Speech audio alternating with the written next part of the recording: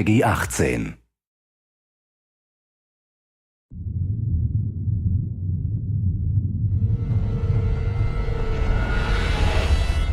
Hey everybody, Zachary Levi here in downtown San Diego at Comic-Con, more specifically at Nerd HQ, which is the epicenter of all things Tomb Raider. The anticipation is building as the team from Crystal Dynamics continues to say that this could be the game of their careers. Today we're going to dig a little bit deeper into the story with some of the key writers and designers who are brave enough to tackle the origin stories of Lara Croft. These are the final hours of Tomb Raider.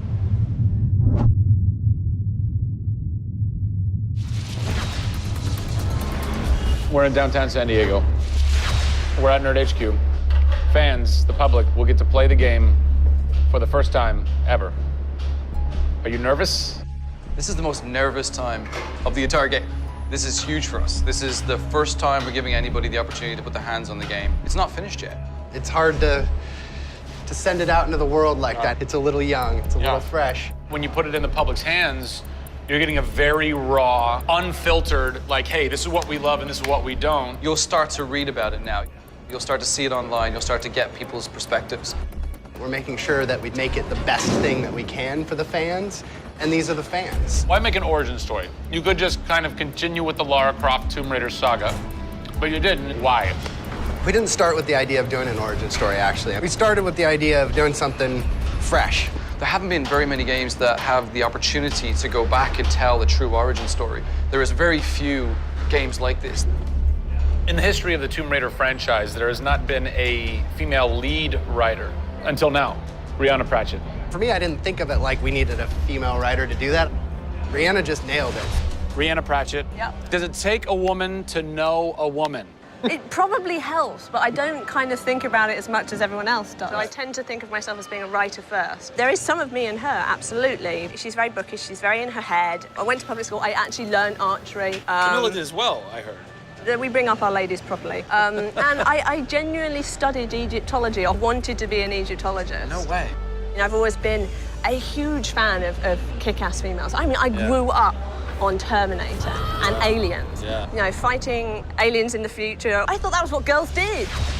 It's great to be here at Comic-Con. This is my first time. People are really responding to this kind of new Lara.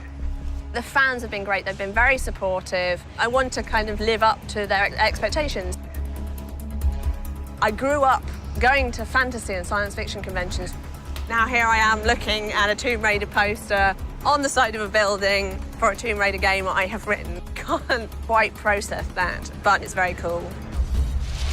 Lara's actions affect her character and her emotional state, and so the first kill for us was a big thing.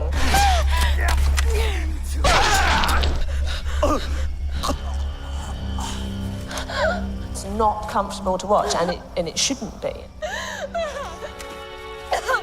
Oh, God! And it is about picking yourself up, despite the fact that you're scared. You can't have bravery without fear. In video games, you're kind of tweaking all the way down to delivery. Yeah. Blessing or curse. Games development can be quite harsh on narrative. You know, you can lose levels or characters. You have to be amazingly flexible. When is the script finally finished? You get insight when you see it through your audience's eyes. Yeah. So once the story gets to a point where we can start sharing with people, where we can start putting it on the screen, then we start to understand, are people getting from it what we want them to get from it? The feedback is that it's really fulfilling our primary goals of delivering a story that introduces people to a Lara Croft, but also just takes them on an amazing adventure.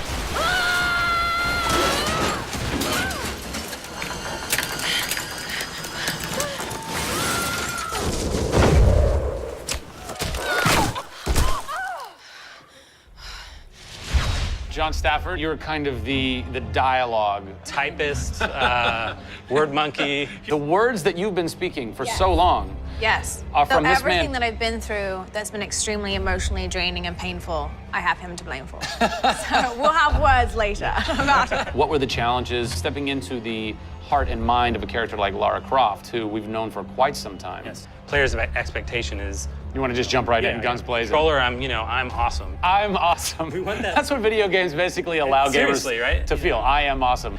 Challenge for me is to show her vulnerable. We're shipwrecked on an island inside the Dragon's Triangle. Still have a very playable game, but also show real emotional character. It's very difficult to do that in game. Please come and get me. You can do this, Laura. When you have really extreme circumstances, you have really extreme emotions. What the hell? Can't hide from me, outsider! It's all about her survival. She's basically willing to do whatever it takes. There's people trying to kill you. You know, things are really extreme. Listen, I'm gonna get you out of there. I promise. I promise. I didn't want any lines to sound gamey. There was a good collaboration of making sure that really that didn't happen. That's very difficult writing, you know? How do you write a line that isn't just like, I should go there? Yeah. You know?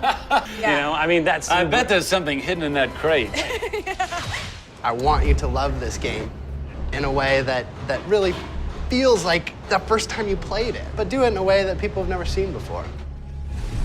For me, it's crazy not to look at this as an opportunity to really start that dialogue. This is a game of our careers. This truly is the first time to sort of say, okay, this is it. Well, now that we know a bit more about what it takes to reimagine an icon from the ground up, we're headed east to go behind the sounds of Lara's journey, a journey that is heightened and shaped by cinematic score and sound design. I hope to see you on the next episode when we talk to who's behind what we're hearing in Tomb Raider.